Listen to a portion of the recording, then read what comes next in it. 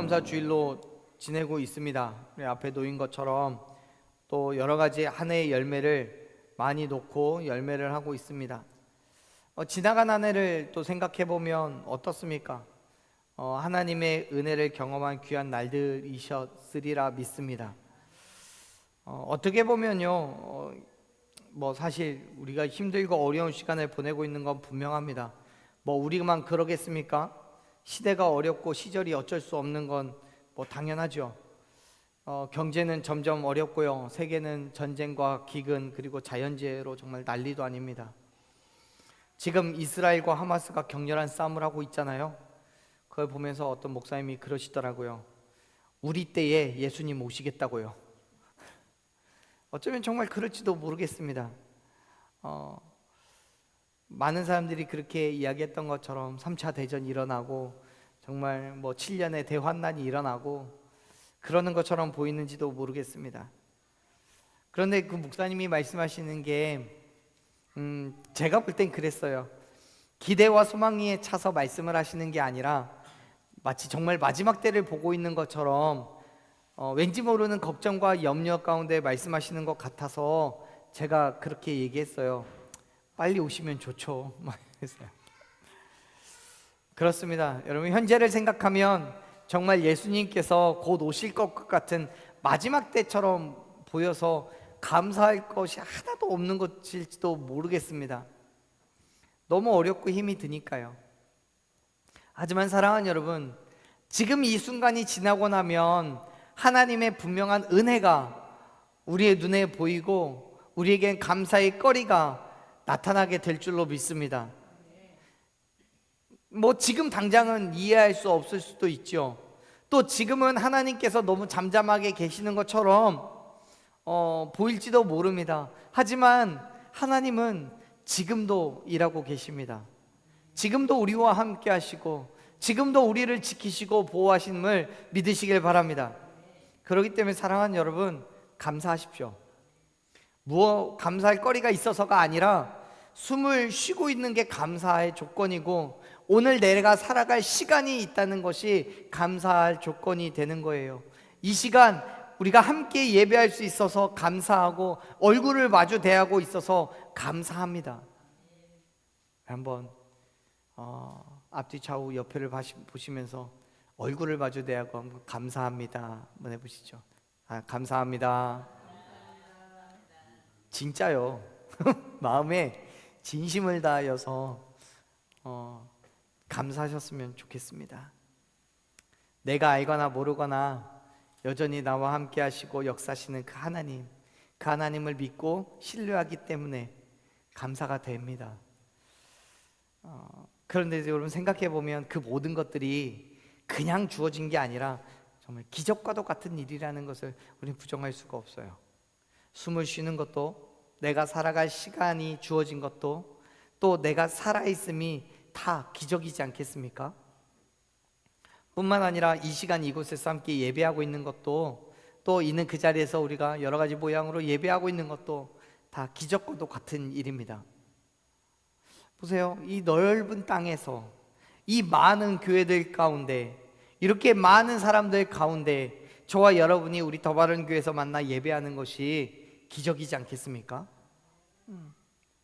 별로예요? 기적입니다. 저는 정말 기적이라고 생각이 됩니다. 기적일 수밖에 없어요. 저는 이 모든 일들이요, 하나님께서 준비하셨고 만들어 주셨다라고 확신합니다. 왜냐하면 이 모든 것들이 제가 할 수 있는 일이 아니기 때문에 그래요.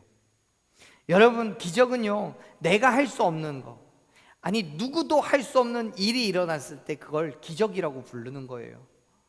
내가 할 수 있는 일이었다면 그건 기적이 아니라 내 능력이겠죠. 내가 능력이 있으니까 되어지는 일이죠. 근데 기적이라고 부르는 건 내가 능력이 없음에도 불구하고 되어진 일이기 때문에 그걸 기적이라고 말하는 거예요. 지금 우리가 살아가는 모든 삶 속에 내 능력이 있는 거라고는 하나도 없습니다. 적어도 저에겐 그렇습니다. 그래서 저에게는 이 모든 것들이 기적일 수밖에 없습니다. 저뿐만 아니라 여러분의 삶 가운데에도 우리가 살아가는 모든 일들이 다 기적과 똑같은 일이었기를 간절히 소망합니다. 그렇다면 우리가 해야 할 일은 분명합니다. 뭐예요? 그 기적을 놓고 감사하는 거예요. 특별히 오늘이 추수감사주일로 지키고 있기 때문에 감사해야 하는 것뿐만 아니라 우리의 매일매일 매 순간순간들이 다 그런 감사의 거리들이 넘쳐 흘렀으면 좋겠습니다. 우리가 알거나 모르거나 하나님께서 우리를 통해 역사하고 계시고 일하고 계시고 우리의 모든 삶을 지키시고 보호하고 계심을 여러분 감사하셨으면 좋겠습니다. 사랑하는 여러분, 성경은요 분명하게 말씀하고 있습니다. 데살로니가전서 5장 17절에서도 또 에베소서 5장 20절에서도 우리에게 이야기하고 있는 건 동일하게 범사에 감사하라는 거예요. 그 말씀은 우리에게 어떤 감사의 조건이 있어서 감사하는 것도 당연하고 감사할 것이 없는 상황에서도 감사하라는 거예요. 믿을 수 없을 때 믿는 것이 진짜 믿음이라고 말하듯이 감사할 수 없을 때 감사하는 게 진짜 감사인 거예요. 근데 문제는요, 감사할 수 없을 때 어떻게 감사할 수 있냐는 거예요. 여러분, 그럼에도 불구하고 성경은 우리가 감사해야 되는 그 이유에 대해서 디모데전서 4장 4절에서 이렇게 이야기합니다. 하나님께서 지으신 모든 것이 선하기 때문에 감사하는 것으로 받으면 버릴 것이 없대요. 하나님께서 우리에게 허락하시는 그 모든 것은 지극히 선한 것인 줄로 믿습니다. 왜요? 하나님이 선하신 분이시니까요. 그 선하신 하나님께서 우리에게 주시는 건 당연히 선한 것일 수밖에 없어요. 그렇기 때문에 그 모든 것들을 감사함으로 받으면 된다라고 말씀하셔요. 그런데 세상에서는 결코 그렇지 않아요. 우리가 아무리 선함으로 받고 싶어도요, 마음에 불편함이 있고요, 또 괴로움도 있을 수 있어요. 누군가 나를 괴롭히는 사람이 있고 나를 힘들게 하고 어렵게 하는 사람도 있어요. 또는 하나님께서 선함으로 주신 걸 알지라도 그걸 받는 과정 가운데서 우리의 정말 피나는 노력이 필요한 것일 수도 있어요. 그렇기 때문에 불편한 거예요. 힘든 거예요. 내가 원하지 않는 것을 하나님이 주셨을 수도 있잖아요. 그럼에도 불구하고 그런 상황 가운데 우리가 감사해야 된다라고 말하는데 그게 감사가 나오겠냐고요. 어렵죠. 정말 감사하기 힘들어요. 오히려 욕을 참는 게 더 쉽죠. 하지만 사도 야고보는요, 야고보서 1장 12절에서 우리에게 교훈해 줍니다. 시험을 참는 자가 복이 있는데 시련을 견뎌낸 자가 주께서 자기를 사랑하는 자에게 주시는 약속하신 생명의 면류관을 얻게 될 거라고요. 사랑하는 여러분, 하나님께서 우리에게 주시는 그 생명의 면류관을 기대하며 감사하십시오. 정말 감사하시길 바랍니다. 감사할 때 기적이 나타나는 거예요. 오늘 그 얘기를 좀 해보려고 합니다. 예수님께서는 십자가에 달리시기 위해서 예루살렘 성에 들어가시기 전에 몇 주간을 유대 지방의 여러 곳을 돌아다니면서 당시 하셨던 그 사역을 정리해 나가십니다. 그런데 어느 날 사마리아와 갈릴리 사이에 한 마을로 들어가실 때에 한 극적인 사건을 만나게 됩니다. 12절 말씀 같이 한번 읽어봅니다. 12절, 한 마을에 들어가시니 나병 환자 10명이 예수를 만나 멀리 서서, 아멘. 예수님께서 마을을 들어오고 계시는 장면을 바라보게 됩니다. 누가 보냐면 나병 환자 10명이 봐요. 이 나병 환자는 흔히 문둥병이라고 일컫는 지금은 한센병이라고 합니다. 그 한센병 환자들입니다. 이 병에 걸린 사람들이 우리나라 경우에는요, 대부분 한 곳에 모여서 집단으로 생활하며 치료를 받고 요양도 하고 그렇게 생활을 합니다. 마찬가지로 당시 유대 사회에서도요, 이 나병에 걸린 사람은 성 밖에 이주되어서, 이주라는 표현은 점잖은 거고요, 쫓겨나서 철저하게 격리되어 살아갑니다. 뿐만 아니라 유대인들은요, 이 나병 환자들을 매우 부정하게 취급을 해요. 왜냐하면 당시 사람들의 생각에는 죄를 범한 사람이 하나님으로부터 징계를 받아 병에 걸리게 되는데 그게 한센병, 나병이라고 생각했기 때문에요.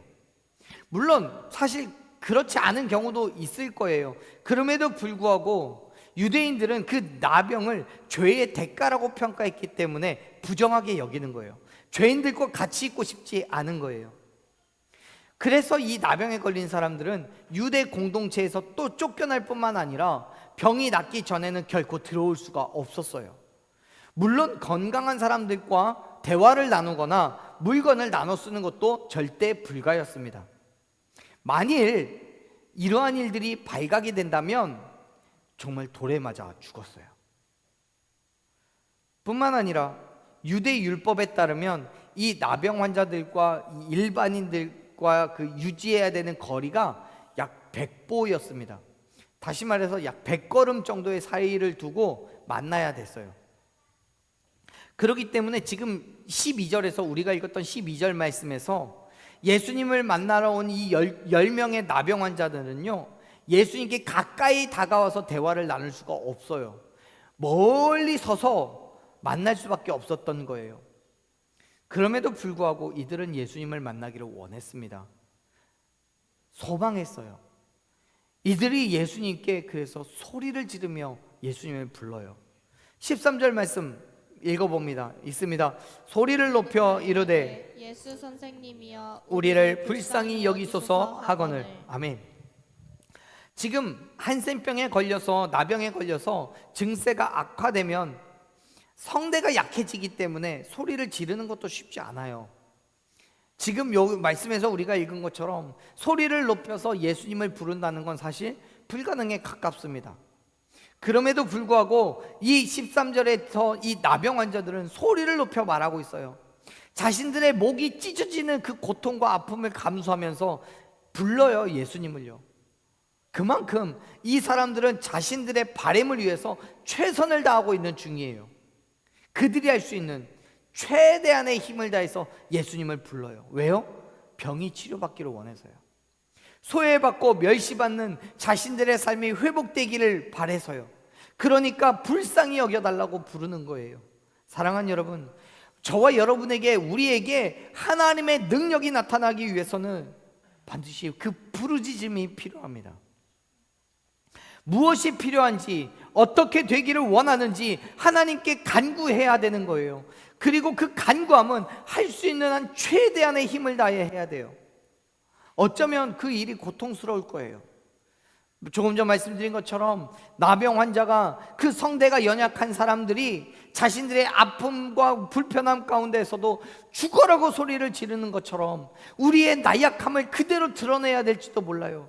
하나님께 부르짖고 간구하는 것이 힘들고 어려울 수도 있어요.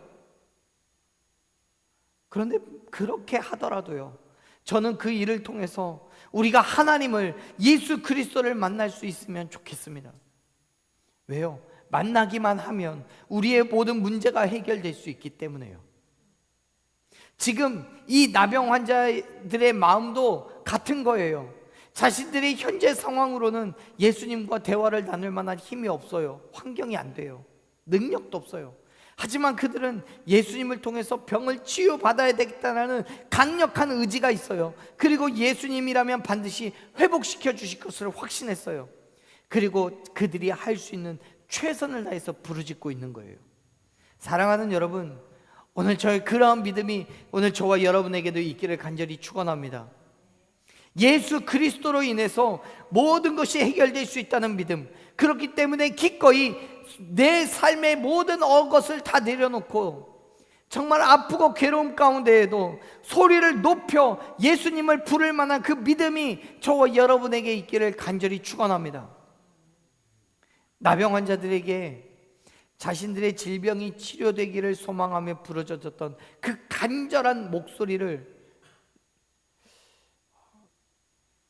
오늘 저와 여러분 또한 예수님께 우리의 모든 상황을 내어놓고 역사해 주시기를 같은 마음으로 부르짖었으면 좋겠어요.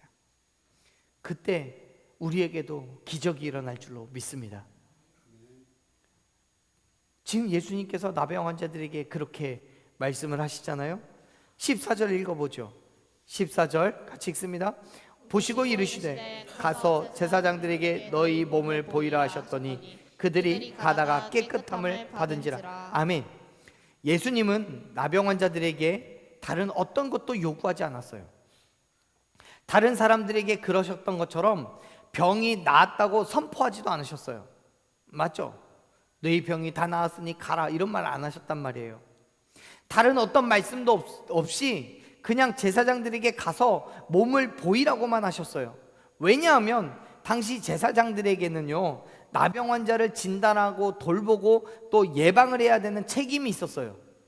아시겠지만 여러분, 그때에는 의사라는 직업 자체가 존재하지 않았잖아요. 그 역할을 감당하는 게 제사장이었어요.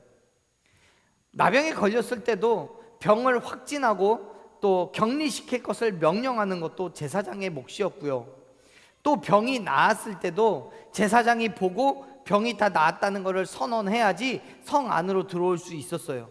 물론 거기에 따른 정결 의식을 행하는 것도 제사장의 몫이에요. 그렇기 때문에 예수님은 나병 환자들에게 제사장에게 가서 몸을 보이라고 말씀을 하시는 거예요. 그리고 이 나병 환자들은 예수님의 말씀을 듣고 가다가 깨끗하게 되었다라고 성경은 기록하고 있어요. 여러분, 말씀을 자세히 보세요. 12절에서 예수님과 거리를 두고 있었던 나병 환자들은 그 어느 곳에서도 다시 예수님과 거리가 좁혀져서 다시 예수님과 만났다는 말씀이 없어요. 예수님이 그들에게 손을 대어주었다는 말씀도 없어요. 그들에게 정말 병에 낫게 할 무언가를 해주었다는 말씀도 없어요. 다시 말해서 예수님과 나병 환자들은 12절에서 말씀하는 그 거리가 여전히 유지된 채 14절에서 예수님의 말씀이 있었다는 거예요. 그리고 이 10명의 나병 환자들은 그만큼 떨어진 상태에서 예수님의 말씀을 듣고 그 누구도 의심하거나 예수님의 다른 직접적인 행함을 요구하지 않아요. 그냥 예수님의 말씀이 떨어지자마자 그 길로 제사장에게로 가요. 그리고 그 길에서 그들의 모든 질병이 치유되었다는 것을 믿으시길 바랍니다. 여러분 보세요. 14절 말씀을 보면요, 분명히 나병 환자들은 가다가 깨끗함을 받았어요. 여러분, 예수님의 말씀을 들었을 때에, 즉 14절에 말씀하시는 것처럼 가서 제사장들에게 너희 몸을 보여라 하셨던 그 순간에는 그들의 몸이 전혀 깨끗해지지 않았을 때예요. 그들의 병이 나았을 기색이 없어요. 심지어 제사장을 향해 출발하던 그 순간에도 나병은 치유되지 않았어요. 그렇기 때문에 어쩌면 그들은 의심을 가졌을 수도 있고요, 혹은 제사장에 가지 않았을 수도 있어요. 돌아서서 가는데 여전히 내 몸이 나아지지 않았기 때문에 뭐 이거 낫지도 않잖아, 저 사람은 거짓말쟁인가 봐 하고 다시 본래 자기가 살던 곳으로 돌아갔을 수도 있어요. 그랬다면 여러분, 병은 치유되지 않았을 거예요. 하지만 여러분, 그들은 예수님의 말씀을 믿었어요. 그들의 눈에 아무런 증거도 보이지 않았지만 말씀하신 그대로 순종할 때 치유가 될 것을 확신했기 때문에 예수님의 말씀을 듣고 뒤돌아서서 제사장을 향해 가는 그 길 위에서 그들은 치유받았다는 것을 기억하시길 바랍니다. 사랑하는 여러분, 우리가 기적을 경험하기 위해서는 반드시 하나님의 말씀을 신뢰하고 그 말씀대로 행하는 그 믿음의 행함이 필요함을 기억하시길 바랍니다. 하나님께서 우리에게 무언가를 요구하셨지만 우리가 그 일을 가만히 생각해 보면 내 힘으로는 절대 안 될 것처럼 보일 수 있어요. 내가 이걸 어떻게 해? 라고 생각할 수 있어요. 정말 그래요. 여러분, 교회를 개척하고 원래 있던 곳에서 이쪽으로 이전할 때 그랬어요. 이전을 계획하고요, 기도하면서 준비했고요, 건물도 얻었고요, 인테리어도 해야 되고 여러 가지 것들을 준비해야 됐지만 아무것도 없었어요. 근데 하나님께서는 그냥 가라고 말씀하시는 그 감동만 계속 있었어요. 그래서 인간적인 생각으로 죄송합니다, 속된 말로 될 대로 되라, 그리고는 말씀에 순종은 했습니다. 그랬더니 눈 떠보니까 이렇게 돼 있더라고요. 믿음은 그런 것 같아요. 하나님께서 말씀하신 것이 얼만큼 허황된 것인지 인간적으로 생각하면 분명히 그렇게 생각될 수 있어요. 하지만 여러분, 우리가 기적을 경험하기 위해서는 하나님의 말씀에 절대적인 순종으로 그 길 가운데로 나아가야 함을 믿으시길 바랍니다. 그때 기적은 나타나는 거예요. 우리가 해야 할 최선의 거예요. 그것도 하지 못하면서 예수님의 기적을 기대할 수는 없어요. 그러한 측면에서 생각하면요, 저와 여러분이 이 시간에 함께 모여 기도하고 예배하는 것도요, 우리가 해야 할 믿음의 행함이에요. 하나님께서 이 시간에 우리 각자에게 필요하신 대로 역사해 주실 것을 기대하며 지금 예배를 하고 있는 거예요.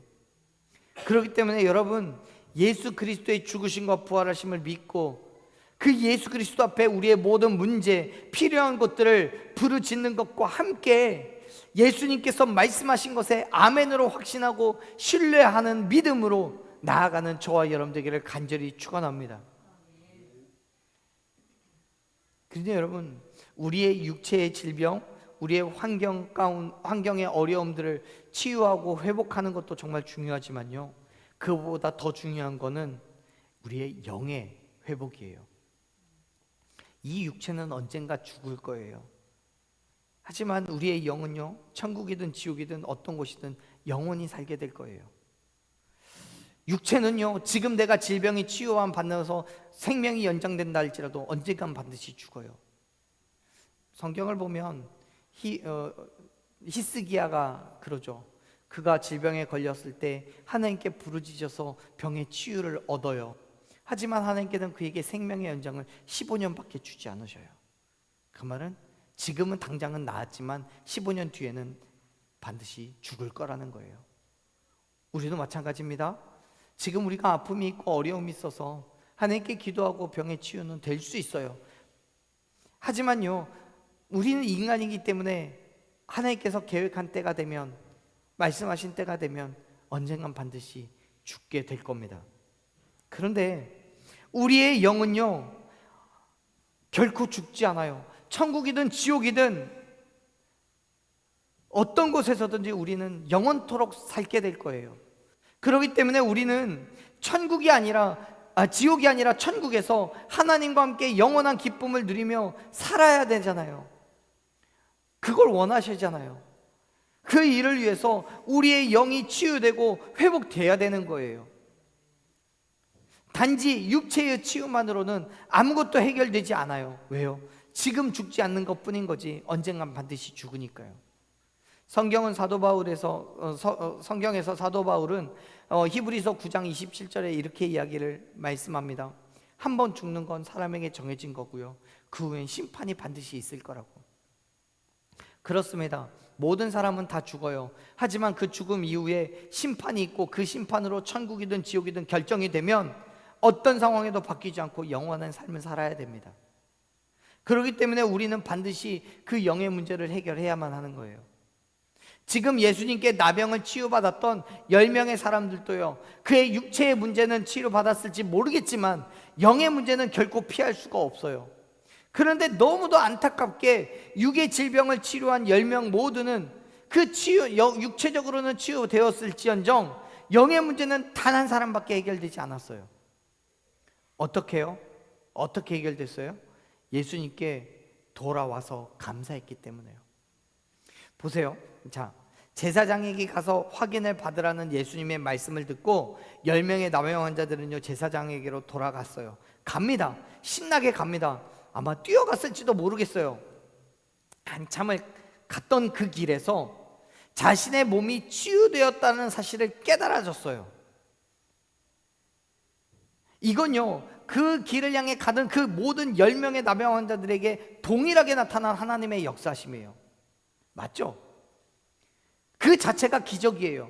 10명 모두에게 그 나병이 치유되었다는 사실은 부정할 수 없고 분명한 사실이에요. 그 기적을 경험한 10명의 나병 환자들은 깜짝 놀랐어요. 그리고 너무 기뻤어요. 예수님께서 말씀하신 대로 몸이 깨끗해졌기 때문에 더 이상 주저할 이유도 없이, 머뭇거릴 이유도 없이 제사장에게로 뛰어갑니다. 그런데 오직 한 사람은 나머지 9명과 달랐어요. 말씀 볼까요? 15절 말씀 읽습니다.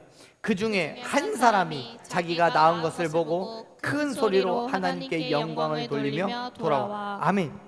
이 사람은요, 자기의 병이 나았다는 사실을 확인했어요. 그리고 그에게 일어난 이 기적이 예수 그리스도를 통해 드러난 하나님의 능력이라는 것을 깨달았어요.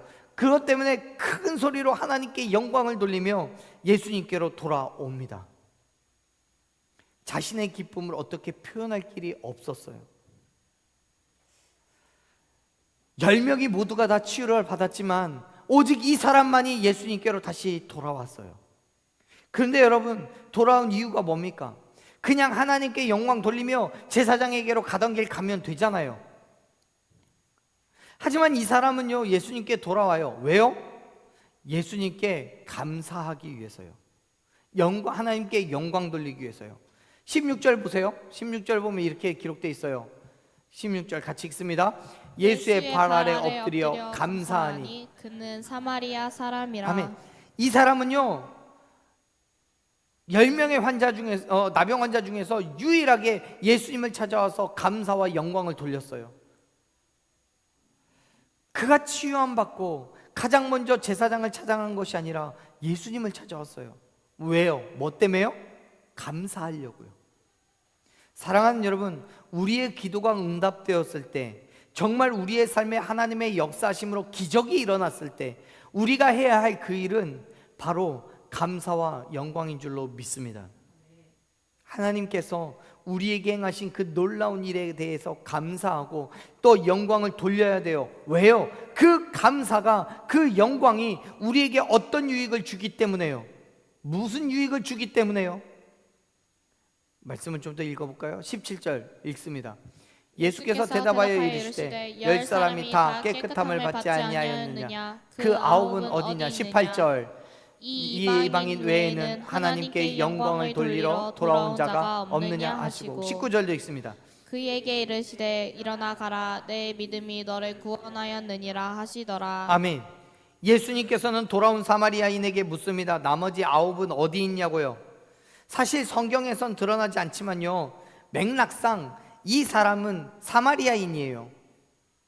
성경에서 16절에선 이 사람이 사마리아인이라고 분명하게 기록하고 있어요.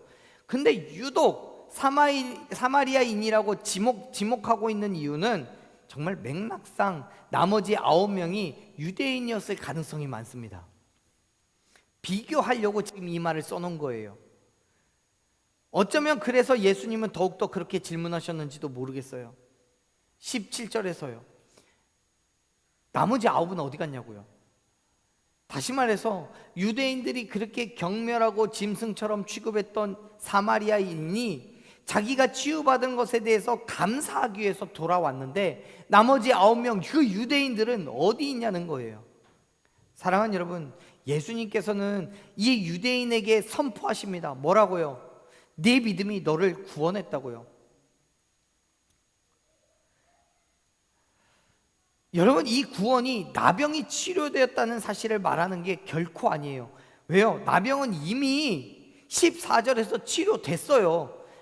제사장을 향해 가는 그 길에서 치유가 끝난 사건이에요. 그렇기 때문에 여기에서 다시 한번 너의 믿음이 너를 구원했다라고 말씀하시는 건 나병이 치유되었다는 얘기를 하시는 게 아니에요.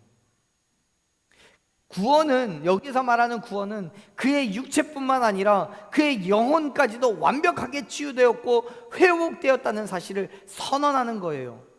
사랑하는 여러분, 이 사마리아 사람은 자기의 나병이 치유된 것뿐만 아니라 이제 예수 그리스도를 통하여서 하나님의 자녀가 되었음을 믿으시길 바랍니다. 그의 육체의 회복뿐만 아니라 이제 영의 회복으로 인해서 천국의 소망이 그에게 주어진 거예요. 우리는 가끔요, 내가 수확한 열매를 즐기기 위해서 바쁠 때가 많아요. 그 열매는 하나님께서 주셨다고 성경은 분명하게 말씀하고 있지만 열매에 대한 즐거움 때문에 하나님께 대한 감사를 놓치고 말아요. 비록 우리가 그 열매로 이 땅의 삶을 살아가고 있지만 여러분, 정말 중요한 건 열매가 아니에요. 그건 언제라도 있기도 하고요, 없어지기도 하는 거예요. 그래요. 우리가 바라는 기적은 단순하게 이 땅의 문제를 해결하고 우리의 간구에 응답을 받는 게 아니란 말이에요. 우리의 삶에 있어서의 최고의 기적은 우리의 영혼이 구원받는 것인 줄로 믿습니다. 사마리아인이 예수님께로부터 구원의 선포를 들었던 이유는 예수님께로 돌아와 감사를 드린 것에 있다는 사실을 여러분 기억하시길 바랍니다. 사랑하는 여러분, 예수님께로 돌아와 감사를 드린 10명 중에 단 한 사람, 이 사마리아인과 같이 내게 주어진 그 열매로 인하여서 기뻐하지만 말고요, 하나님께로 돌아와서 감사하는 믿음의 삶을 결단하는 저와 여러분 되기를 간절히 소망합니다. 그 믿음의 결단을 통해서 하나님의 놀라운 은혜와 축복을, 그리고 구원의 기적을 경험하는 저와 여러분 되기를 간절히 축원합니다. 감사하셔야 돼요. 어떤 모양으로든지 감사하셔야 돼요. 하나님께서 내게 주신 열매, 그 열매로 인하여서 우리가 이 땅에서 얼마든지 즐거운 삶을 살 수 있습니다. 그런데요, 그게 전부가 아니에요. 이 땅의 삶이 전부가 아니라 분명히 우리에게는 천국의 소망이 주어져 있음을 기억하시기를 바랍니다. 그렇기 때문에 감사하십시오. 우리가 살아가는 매일매일의 삶 가운데 하나님께 감사할 때 하나님께서는 우리를 통해서 크고 놀라운 일들을 이루시며 그의 역사심을 보여주실 줄로 믿습니다. 그 믿음의 삶으로 나아가는 저와 여러분이 되기를 간절히 축원합니다. 아멘. 우리 이 시간 함께 찬양하며 결단했으면 좋겠어요. 사랑하는 여러분, 우리는 얼마나 하나님께 많이 감사를 드리고 있습니까?